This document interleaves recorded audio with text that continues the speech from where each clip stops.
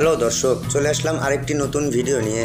এ যেন বাংলাদেশ ফুটবল প্রেমীদের জন্য এক বিশাল বড় সুখবর। অনেকদিন যাবৎ হামজা চৌধুরীকে নিয়ে বাংলাদেশ ফুটবল পাড়ায় যেন চলছিল অনেক হট্টগোল। তবে সবকিছুর ইতি টেনে বাংলাদেশের হয়ে ফুটবল খেলতে এসেছেন হামজা চৌধুরী এবং ইন্ডিয়ার বিপক্ষে অভিষেক হয়েছে তার।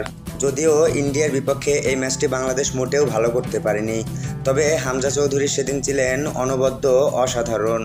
সেদিন হামজা চৌধুরীর পায়ের জাদু দেখেছেন পুরো ফুটবল প্রেমী।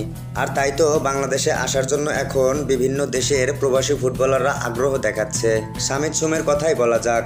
এই তো কিছুদিন আগেই হামজা চৌধুরী আসার পর সামিদ সোম হামজা চৌধুরীর বিষয়ে জানতে পারেন এবং তিনিও বাংলাদেশে হয়ে খেলার জন্য সম্মতি প্রকাশ করেন। তিনি জানান, আমি আমার দেশ বাংলাদেশের হয়ে প্রতিনিধিত্ব করতে চাই এবং বাংলাদেশকে এই বছরই এশিয়া কাপে উঠাতে চাই। আর হামজা চৌধুরী এবং সামিদ সোমের দেখা দেখি এবার যেন বাংলাদেশে আরেক নতুন তরুণ ফুটবলার আসছেন। তার নাম হলো কিউবা মিচেল।